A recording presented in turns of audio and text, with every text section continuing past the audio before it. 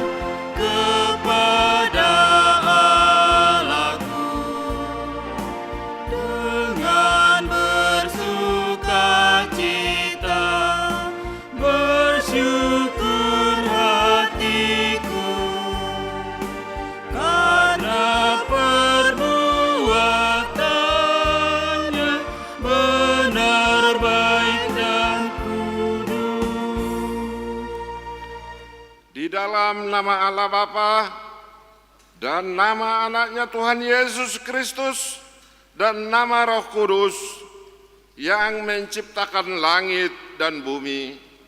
Amin. Kasihanilah aku, ya Tuhan, sebab aku merasa sesak, karena sakit hati mengidaplah mataku. Meranalah jiwa dan tubuhku, tetapi kepadamu aku percaya, ya Tuhan. Aku berkata, Engkaulah Allahku, masa hidupku adalah dalam tangan-Mu. Lepaskan aku dari tangan musuh-musuhku dan orang yang mengejar aku. Tuhan, janganlah biarkan aku mendapat malu, sebab aku berseru kepadamu. Luputkanlah aku oleh karena keadilan-Mu. Haleluya. Haleluya. Haleluya. Haleluya.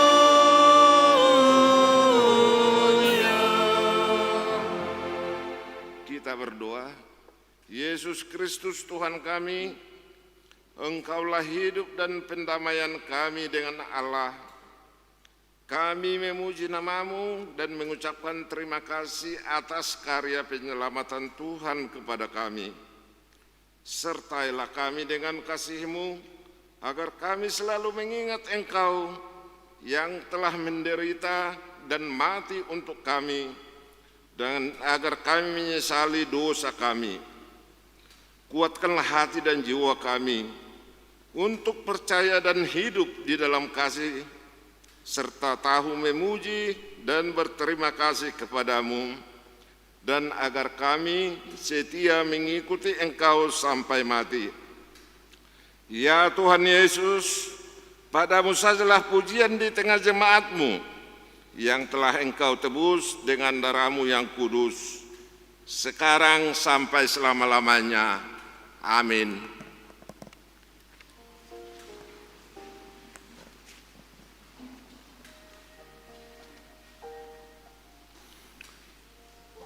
Kita bernyanyi.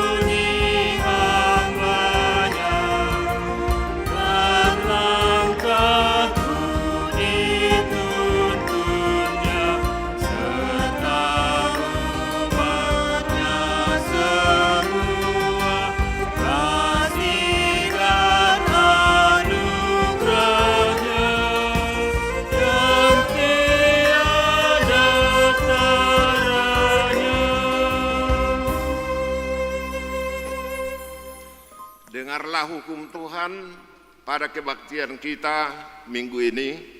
Hukum yang pertama sampai hukum yang ke-10. Demikian bunyinya. Hukum yang pertama, Akulah Tuhan Allahmu, jangan ada padamu Allah lain di hadapanku. Hukum yang kedua, jangan perbuat bagimu patung yang menyerupai apapun yang ada di langit atau yang ada di bumi atau yang ada di dalam air di bawah bumi untuk disembah atau dituruti. Hukum yang ketiga, jangan menyebut nama Tuhan Allahmu dengan sembarangan, sebab Tuhan akan menghukum orang yang menyia-nyiakan namanya. Hukum yang keempat, ingat dan kuduskan hari Sabat. 6 hari lamanya engkau akan bekerja dan melakukan segala pekerjaanmu, tetapi hari yang ke-7 adalah hari Sabat Tuhan Allahmu. Maka jangan melakukan sesuatu pekerjaan, engkau atau anakmu laki-laki, atau anakmu perempuan, atau hambamu laki-laki, atau hambamu perempuan, atau hewanmu, atau orang asing yang berada di tempat kediamanmu. Sebab pada 6 hari lamanya Tuhan menjadikan langit dan bumi, laut dan segala isinya, dan ia berhenti pada hari yang ke-7. Itulah sebabnya Tuhan memberkati hari Sabat dan menguduskannya. Hukum yang kelima, hormatilah ayah dan ibumu, supaya lanjut umurmu di bumi yang diberikan Tuhan Allahmu kepadamu. Hukum yang keenam, jangan membunuh. Hukum yang ketujuh, jangan berzina. Hukum yang kedelapan, jangan mencuri. Hukum yang kesembilan, jangan mengucapkan saksi dusta terhadap sesama manusia. Hukum yang ke-10, jangan mengingini rumah sesamamu, jangan mengingini istrinya, atau hambanya laki-laki, atau hambanya perempuan, atau lembunya, atau keledainya, atau apapun yang dimiliki sesamamu. Bagaimana firman Tuhan tentang ke-10 hukum itu? Aku, Tuhan Allahmu, adalah Allah yang cemburu, yang membalaskan kesalahan bapa kepada anak-anaknya, kepada keturunan yang ketiga dan keempat dari orang yang membenci aku. Tetapi aku menunjukkan kasih setia kepada beribu-ribu orang, yaitu mereka yang mengasihi aku dan berpegang pada perintah-perintahku. Demikian hukum Tuhan. Marilah kita meminta kekuatan kehadapan Tuhan agar kita dapat melakukan hukum Tuhan. Ya Tuhan, kuatkanlah kami untuk melakukan sesuai dengan hukum. Amin.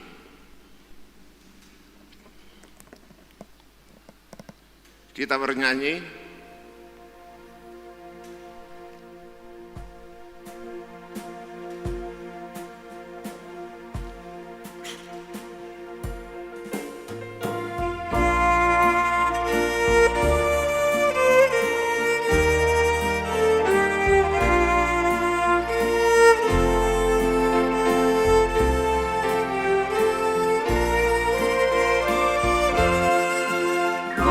Benar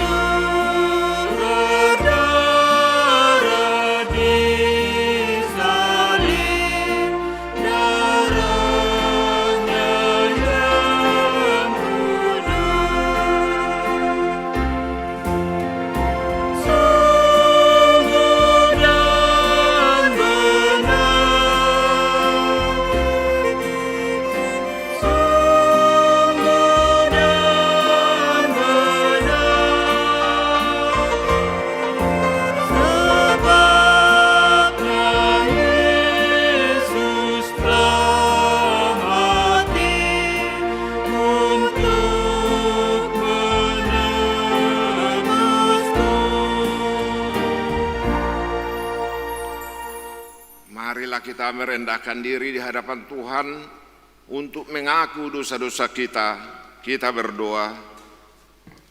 Ya Tuhan Allah yang Maha Kuasa dan Maha Besar, pengasih dan penyayang, bermurah hatilah Engkau ya Tuhan terhadap kami. Kiranya Tuhan berkenan mengampuni segala dosa dan kejahatan kami. Tiada yang lain yang dapat menjadi pelindung dan penyelamat bagi kami selain dari kasih sayang dan pembenaran-Mu yang tunggal. Karena itu, karuniakanlah kami ketenangan dan penghiburan di dalam pengorbanan anak-Mu, Tuhan Yesus Kristus Juru Selamat kami. Amin.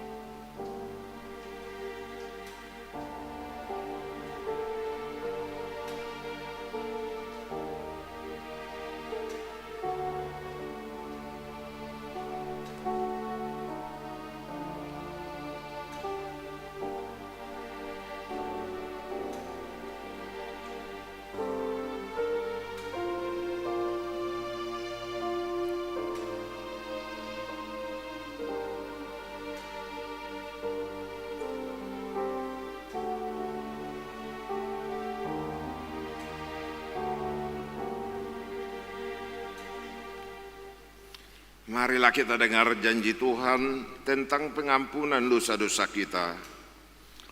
Tetapi Dia tertikam oleh karena pemberontakan kita. Dia diremukkan oleh karena kejahatan kita. Ganjaran yang mendatangkan keselamatan bagi kita ditimpakannya kepadanya. Dan oleh bilur-bilurnya kita menjadi sembuh. Kemuliaan bagi Allah di tempat yang maha tinggi. Amin.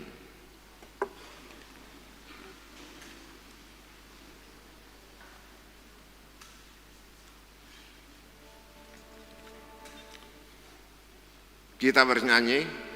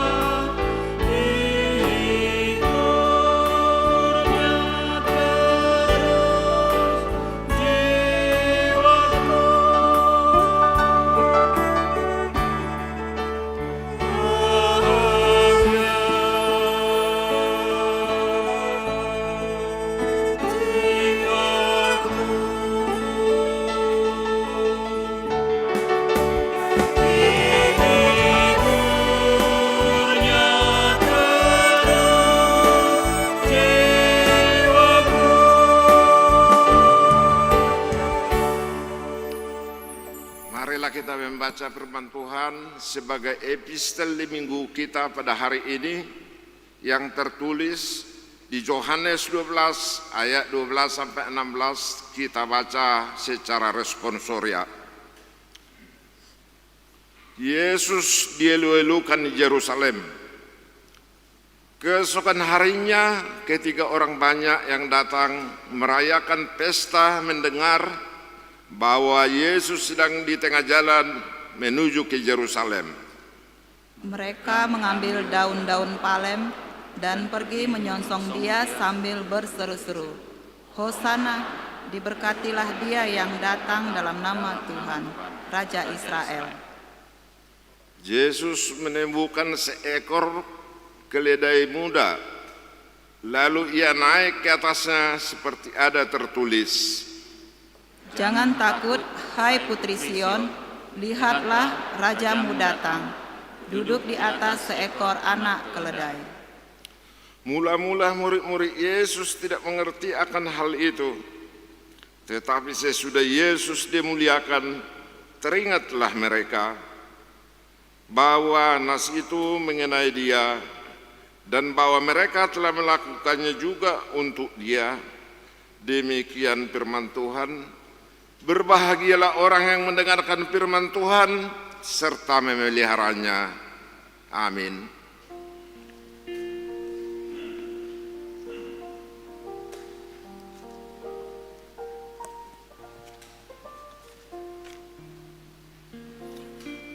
Kita bernyanyi.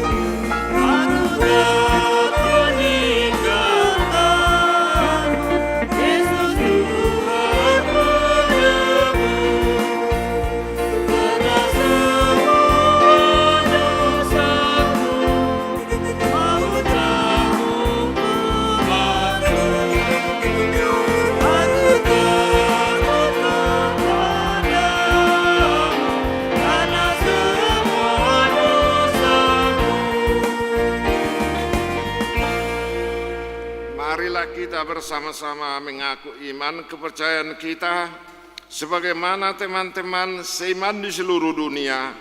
Kita bersama-sama mengucapkannya. Aku percaya kepada Allah Bapa yang Maha Kuasa, Khalik langit dan bumi.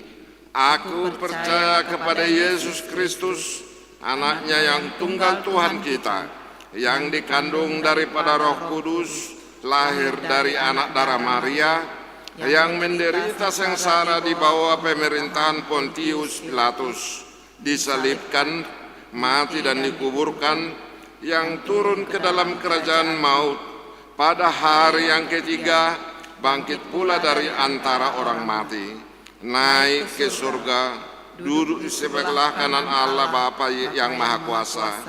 Dari sana akan datang kelak untuk menghakimi orang yang hidup dan yang mati.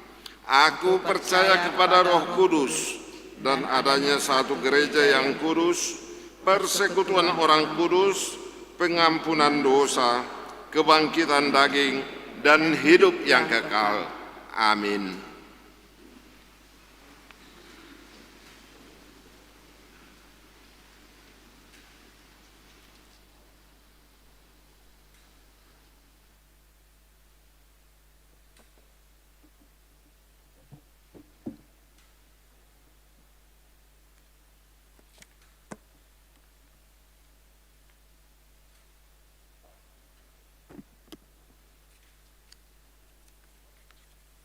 Shalom. Marilah kita sama-sama mendengarkan warta jemaat kita Minggu Palmarum 28 Maret 2021. Topik minggu kita, bersoraklah akan kasih setia Tuhan. Selamat datang dan selamat beribadah di AKBP Pekanbaru, Immanuel. Tuhan Yesus berserta kita.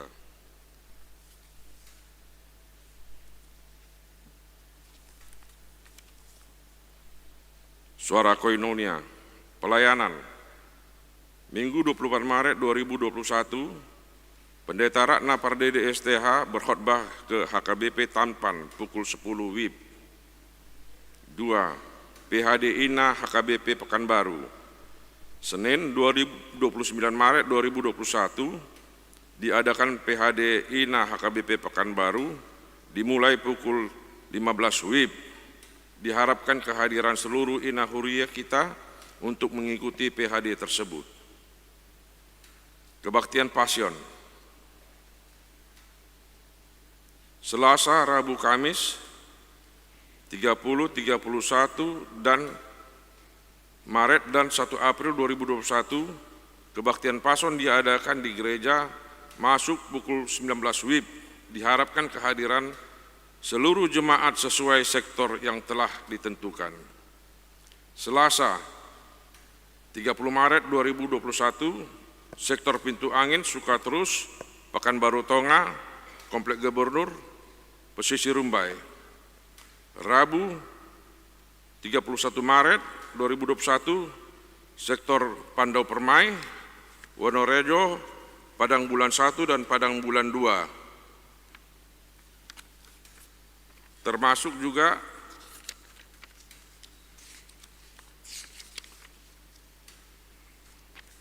sektor Pengayoman. Kamis 1 April 2021, sektor Rebu Baru, Arengka Indah, Padang Bulan 3 dan Rintis. 4. Jumat Agung. Pada hari Jumat 2 April 2021 diadakan peringatan kematian Tuhan Yesus Kristus atau Jumat Agung. Kita beribadah dengan jadwal berikut: pukul 7 WIB, pukul 7.30 WIB, pukul 9 WIB, pukul 9.30 WIB, pukul 11.30 WIB, pukul 16 WIB, pukul 16.30 WIB, dan 18 WIB. Pada saat kebaktian akan dilaksanakan perjamuan kudus. Uluan Nohohom, detik-detik peringatan kematian Tuhan Yesus. Jumat 2 April 2021, kebaktian Uluan Nohohom atau detik-detik peringatan kematian Tuhan Yesus masuk pukul 14 WIB. Kebaktian subuh. Minggu 4 April 2021, kita kebaktian subuh buah-buah ijuk masuk pukul 5 WIB bertempat di gereja. Kebaktian 7, kebaktian Tuhan Yesus atau Paskah 1. Kebangkitan Tuhan Yesus atau Paskah 1. Minggu 4 April 2021, kita merayakan peringatan kebangkitan Tuhan Yesus Kristus. Persembahan setelah khotbah kita antar ke depan mimbar untuk kategorial perempuan HKBP. 8. Kebangkitan Tuhan Yesus atau Paskah kedua. Senin 5 April 2021 kita merayakan peringatan kebangkitan Tuhan Yesus Kristus atau Paskah kedua masuk pukul 10 WIB. Persembahan setelah khotbah kita serahkan ke Diakonia Sosial HKBP atau Bakti Paskah Ceritas Emergensi. Penghiburan atau mangapuli. Minggu 24 Maret 2021 pukul 14 WIB diadakan penghiburan atau mangapuli kepada keluarga Nyonya D. Siregar, Boru Tampu Bolon dari Jalan Mandala nomor 7, sektor Wonorejo, dipimpin oleh Diakonia Ruslina Hutapea. Diharapkan kehadiran semua jemaat sektor Wonorejo untuk mengikuti penghiburan tersebut.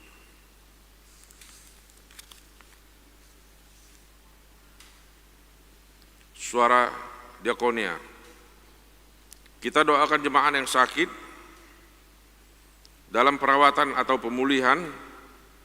Pendeta Belherimen Sitompul di rumah sektor Pekanbaru Tonga. Nyonya L. Situmorang, Situa R. Boru Tampu Bolon di rumah sektor Arengka. Nyonya Pasaribu E. Boru Panjaitan di rumah sektor Pekanbaru Tonga. Dr. Wilfried Pengaribuan di rumah sektor Pengayoman. Situa R. Simatupang sektor Wonorejo. Ruth Maria Boru Siagian Jalan Arjuna Gang Citerum sektor Labu Baru. Nyonya Situa R. Perdede Boru Sibarani atau Opurama Jalan Fajar sektor Labu Baru. Situa Farel Napitupulu dirawat di Rumah Sakit Medis Jakarta sektor Komplek Gubernur, sakit menaun. Nyonya Butar-Butar sektor Arengka Indah. Nyonya Situa Insinyur MH Situmorang Erboru Simatupang, Sektor Labu Baru, Ojahan Siaksan, Sektor Pintu Angin Sukaterus, Nyonya M. Sirait Tirani Boru Sidabutar, Sektor Rintis, Opung Elva Simanjuntak Boru Silitonga, Sektor Rintis. Tambahan, pembubaran Panitia Satgas Pengamanan Natura pada hari Sabtu 27 Maret 2021 pukul 17 WIB sudah diadakan pembubaran tim Satgas Pengamanan Natal 2020 dan Tahun Baru 2021. Majelis Jemaat AKBP Pekanbaru mengucapkan terima kasih kepada semua Satgas Pengamanan Nataru yang telah melaksanakan pelayanan dengan baik. Tuhan memberkati. Undangan rapat pembentukan Satgas Pengamanan Ibadah Pasion, Jumat Agung dan Paskah. Pada hari Senin 29 Maret 2021, pukul 17 WIB, rapat pembentukan Satgas Pengamanan Ibadah Pasion, Jumat Agung dan Paskah 2021 bertempat di ruangan konsistori. Warta ini menjadi undangan kepada anggota jemaat yang diundang menghadiri rapat tersebut. Tuhan memberkati. Demikian warta jemaat kita. Tuhan memberkati.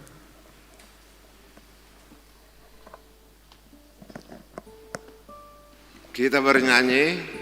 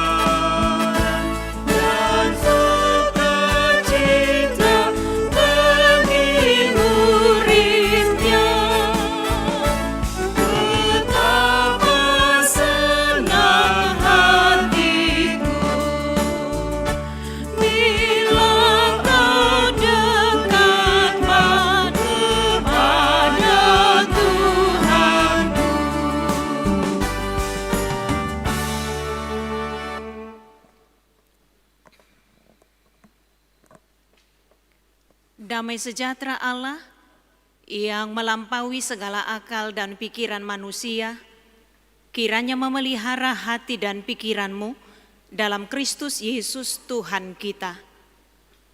Amin. Bapak, Ibu, saudara-saudari yang terkasih dalam nama Tuhan kita Yesus Kristus, mari kita dengarkan kebenaran firman Tuhan pada minggu hari ini, Minggu Palmarum. Kebenaran firman Tuhan yang tertulis dalam kitab Mazmur pasal yang ke-31, dimulai dari ayat yang ke-8 sampai ayat yang ke-16. Demikian firman Tuhan. Aku akan bersorak-sorak dan bersukacita karena kasih setiamu, Sebab Engkau telah menilik sengsaraku, telah memperhatikan kesesakan jiwaku, dan tidak menyerahkan aku ke tangan musuh, tetapi menegakkan kakiku di tempat yang lapang. Kasihanilah aku ya Tuhan, sebab aku merasa sesak. Karena sakit hati mengidaplah mataku, meranalah jiwaku dan tubuhku. Sebab hidupku habis dalam duka dan tahun-tahun umurku dalam keluh kesah. Kekuatanku merosot karena sengsaraku dan tulang-tulangku menjadi lemah.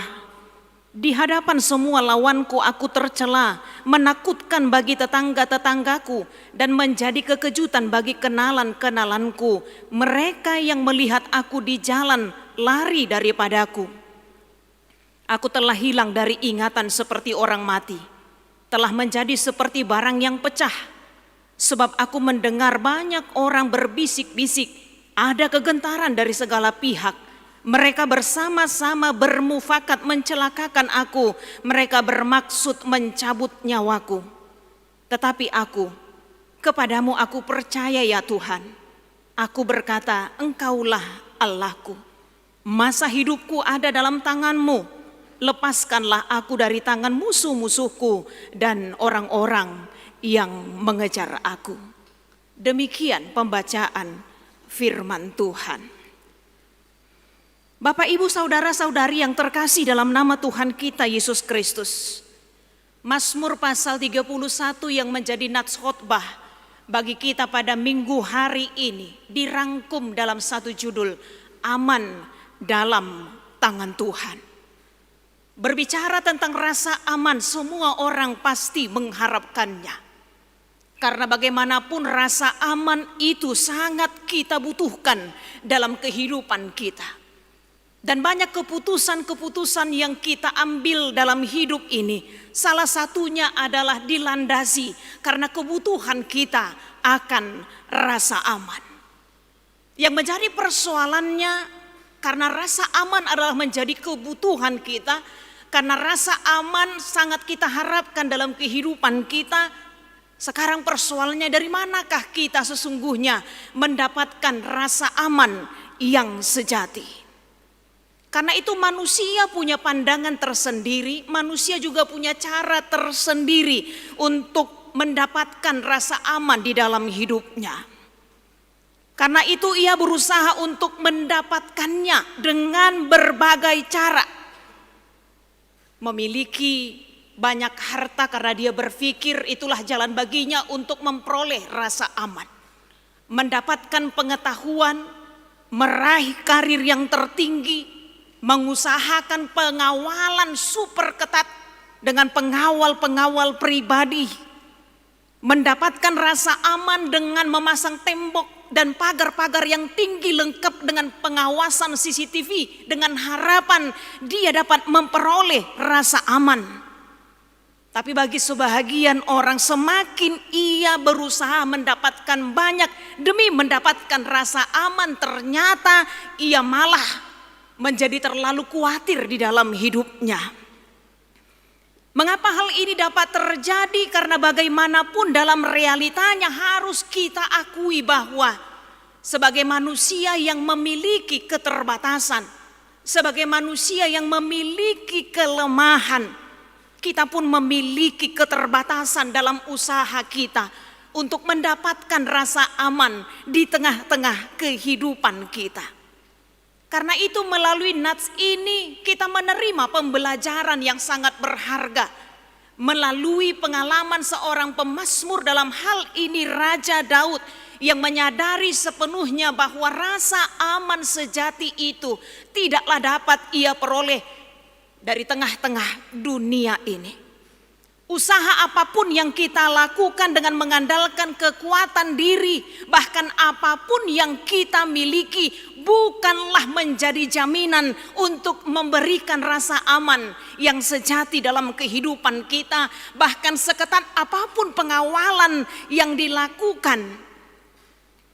Kalau kita ingat tahun 2019 silam, pengawalan yang ketat pun yang dilakukan kepada Bapak Wiranto, tapi tetap ada celah bagi musuhnya untuk mencelakainya.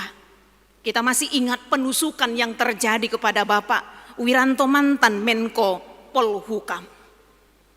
Dari sana kita melihat jemaat yang terkasih, sekali lagi banyak peristiwa-peristiwa yang kita alami di tengah-tengah dunia ini mengingatkan kita bahwa usaha dari dunia ini tidaklah dapat memberikan rasa aman yang sejati di tengah-tengah kehidupan kita. Sekali lagi pemazmur pun menyadari akan hal ini.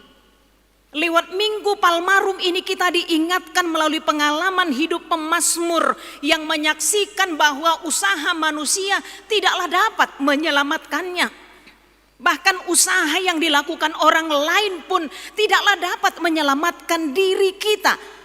Karena memang setiap saat musuh selalu berusaha untuk menyerang kita. Pemazmur yaitu Daud sendiri menyaksikan pengalaman hidupnya, bagaimana ia mengalami kesusahan demi kesusahan, bagaimana ia mengalami penderitaan demi penderitaan.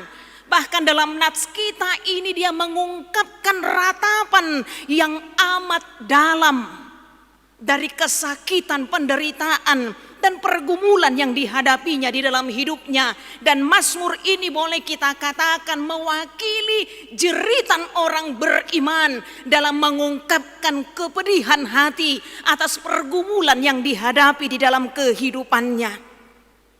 Rasa kesesakan yang dialami, rasa sakit hati. Pemazmur mengatakan hidupnya habis dalam duka dan tahun-tahun umurnya dalam keluh kesah. Perasaannya begitu merana, kekuatannya merosot karena sengsara dan tulang-tulangnya menjadi lemah. Hatinya sangat terluka. Air matanya terus mengalir. Bagaimana tidak? Karena sebab di hadapan lawan-lawannya ia tercela, ia menakutkan bagi tetangga-tetangganya, para sahabat yang tadinya sangat dekat malah meninggalkannya. Daud merasa seperti orang yang dianggap tidak berharga, seperti barang pecah, dan seperti orang mati. Bapak, Ibu, saudara-saudari yang terkasih dalam pengalaman hidup kita sendiri, apakah kita pernah merasakan hal seperti ini? Kita dihindari, kita dibenci, kita difitnah, padahal tak ada dari tuduhan itu yang kita lakukan. Sahabat yang tadinya begitu dekat dengan kita justru ikut menekan dan berbalik menjadi musuh yang mengancam kita. Para musuh yang sangat ingin melihat kejatuhan kita, kesengsaraan kita. Bahkan merancangkan hal-hal yang tidak baik karena merasa memiliki wibawa dan kuasa. Menghadapi semuanya ini mungkin kita terkadang merasa sesak di hati, tidak tertahankan. Mungkin karena selalu mengingat perkataan orang, tidur pun kita tidak nyenyak, makan pun kita tidak enak. Keluar dari pintu rumah kita merasa semua orang menghakimi kita. Tidak ada yang berpihak kepada kita. Semua menyalahkan kita. Kemudian terkadang kita merasa hidup ini gak adil Tuhan. Kenapa penderitaanku terlalu begitu berat? Kenapa semua orang menyalahkan aku? Persoalan yang dianggap berat, yang dianggap tidak mampu diatasi. Dalam kesengsaraan yang sangat berat yang dihadapi oleh Raja Daud, di mana semua orang menyalahkannya, mencibir, tidak lagi percaya. Ternyata kalau kita perhatikan dalam nats kita ini, iman Raja Daud kepada Tuhan tetaplah terjaga dengan baik. Penderitaan bisa membuatnya hampir jatuh.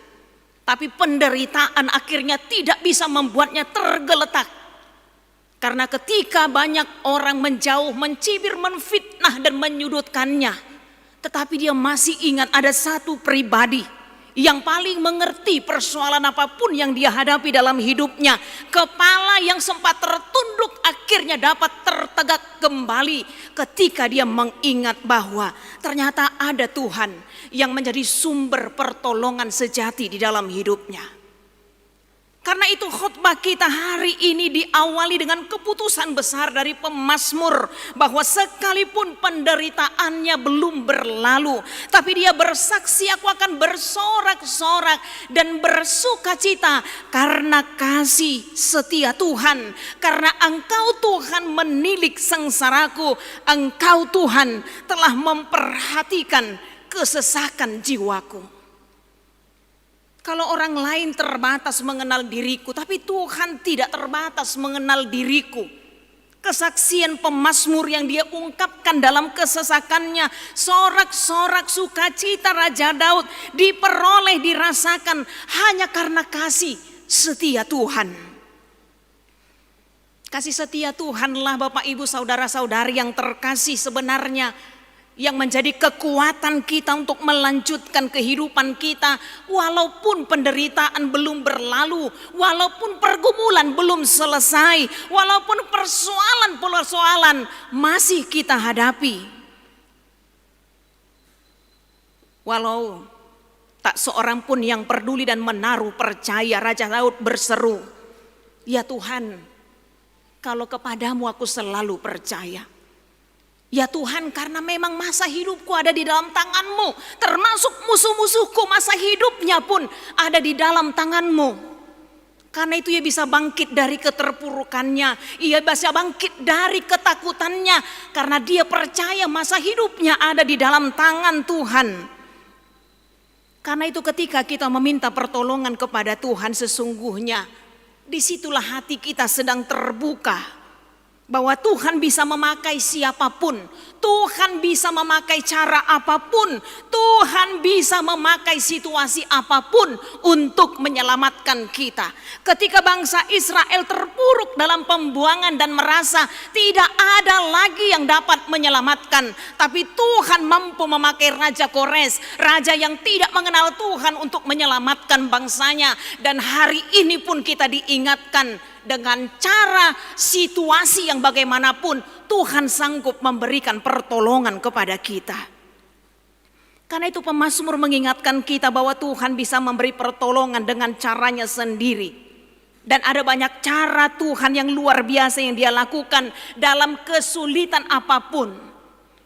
Dan ini yang juga selalu saya yakini, bahwa ketika dunia mengatakan tidak ada lagi jalan, tapi hanya Tuhan yang sanggup membuka jalan itu.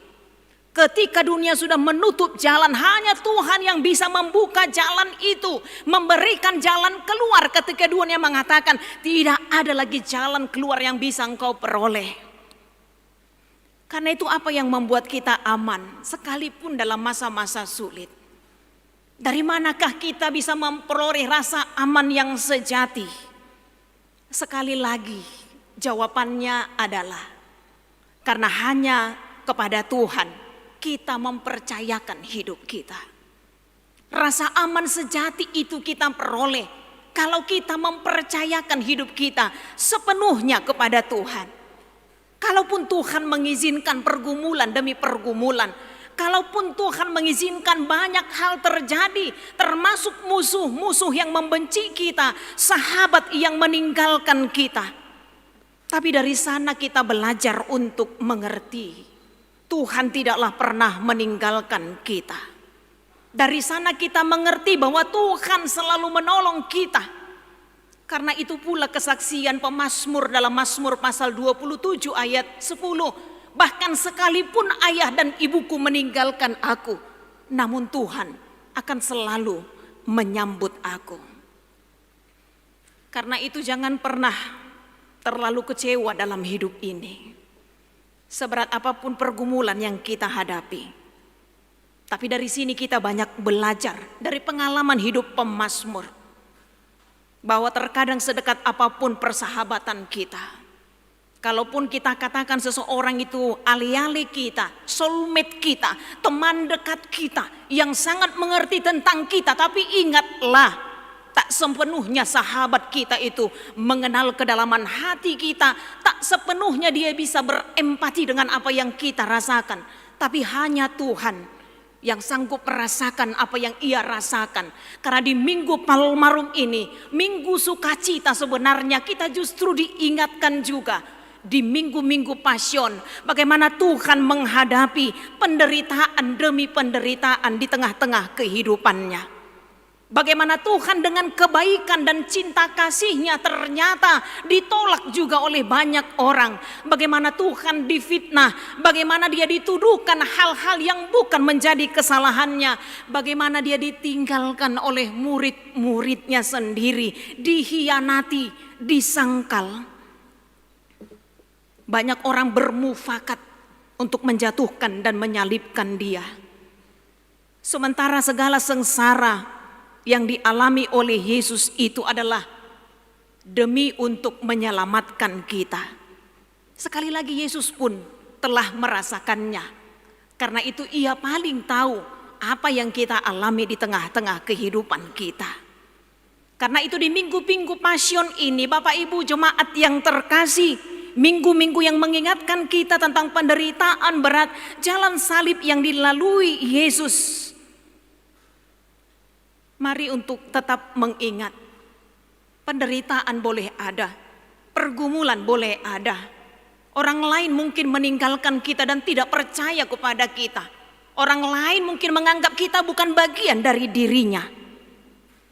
Tapi ingatlah, Tuhan selalu bersedia menyambut kita dan menolong kita. Tuhan pasti menyelamatkan kita. Tuhan pasti memberikan jalan keluar yang terbaik di dalam kehidupan kita. Karena itu sekali lagi, seberat apapun penderitaan, sehebat apapun ancaman, sahabat-sahabat bisa berlalu, tapi Tuhanlah tempat kita untuk mengadu. Sebagaimana kebenaran firman Tuhan di ayat 15 yang mengingatkan kita, tetapi aku, kepadamu Tuhan, aku percaya. Nang pedang pos birohani halak maraduk ponau Tuhan. Ale pos rohaku dihapusi hodoau. Tuhan yang bisa mengoreksi kita di dalam kasih-Nya. Kalaupun kita melakukan kesalahan, kita bisa memperbaiki diri kita menjadi orang yang lebih baik di hadapan Tuhan. Tetapi ingatlah, seberat apapun pergumulan, tantangan yang kita hadapi, yang kita yakini bukan karena kesalahan kita, bukan karena kejahatan kita, tapi Tuhan yang sanggup membenarkan kita dan memberikan pertolongan bagi kita tepat pada waktu Tuhan. Amin. Kita berdoa. Kami mensyukuri segala kebaikan-Mu Bapa di dalam Kristus Yesus Tuhan kami. Bapa yang selalu peduli, Bapa yang menolong kami, sumber rasa aman yang sejati, yang akan selalu memberikan pertolongan tepat pada waktu Tuhan, yang mengingatkan kami di dalam kesesakan kami, penderitaan dan pergumulan kami. Perasaan bahwa semua orang telah meninggalkan kami, tidak lagi menaruh percaya kepada kami, karena menganggap kami adalah pihak yang harus dipersalahkan. Tapi kami mempunyai Tuhan yang siap untuk menyambut kami, yang menolong kami, yang mempercayakan bahwa hidup kami adalah sepenuhnya di dalam tangan pengasihan-Mu. Ajar kami Tuhan untuk menyerahkan diri kami, hidup kami, pergumulan dan persoalan kami. Biarlah kami mempunyai iman yang teguh di dalam Tuhan.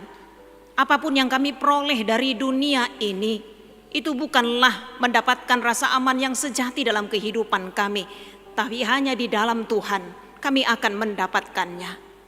Kuatkanlah kami Tuhan untuk melanjutkan hidup kami bersama Tuhan, karena di dalam Tuhan kami akan memperoleh kemenangan. Ampuni kami atas segala dosa dan pelanggaran kami. Hanya dalam kasih Kristus Yesus kami sudah berdoa dan mengucap syukur. Amin.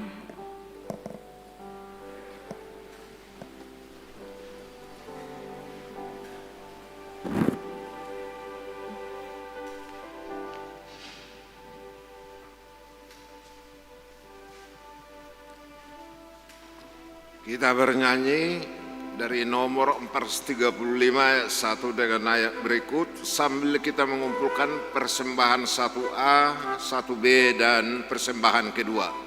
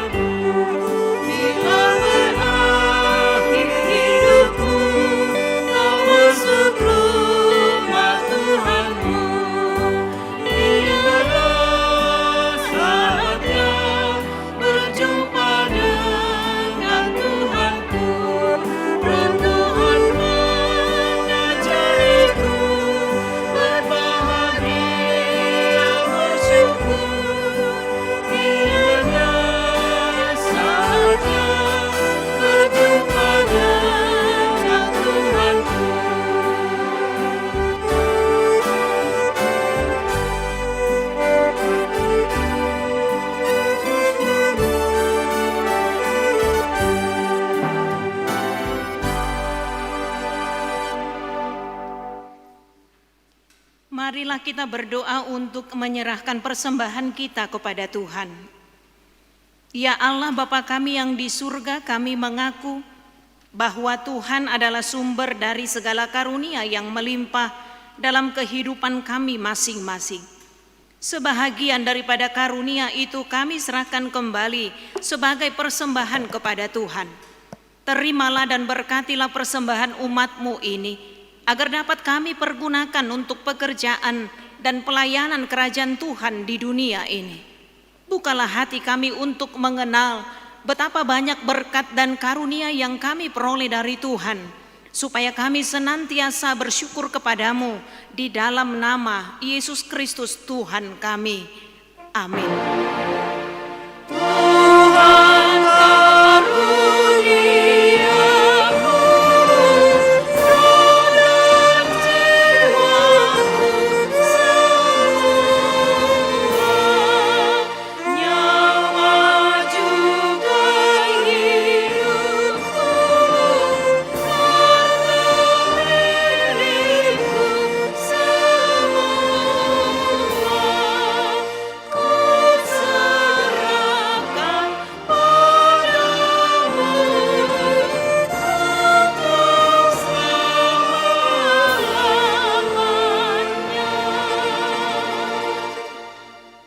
Bapa kami yang di surga, dikuduskanlah nama-Mu. Datanglah kerajaan-Mu, jadilah kehendak-Mu di bumi seperti di surga. Berikanlah kami pada hari ini makanan kami yang secukupnya, dan ampunilah kami akan kesalahan kami, seperti kami juga telah mengampuni orang yang bersalah kepada kami. Dan janganlah membawa kami ke dalam pencobaan, tetapi lepaskanlah kami daripada yang jahat.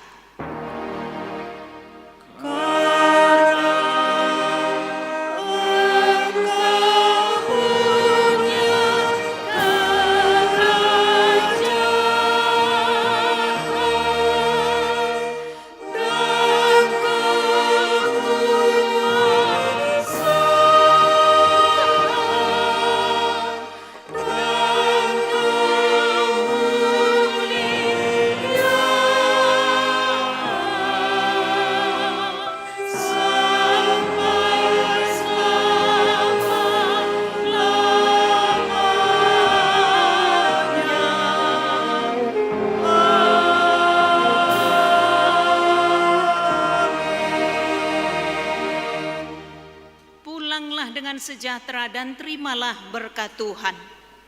Tuhan memberkati engkau dan melindungi engkau.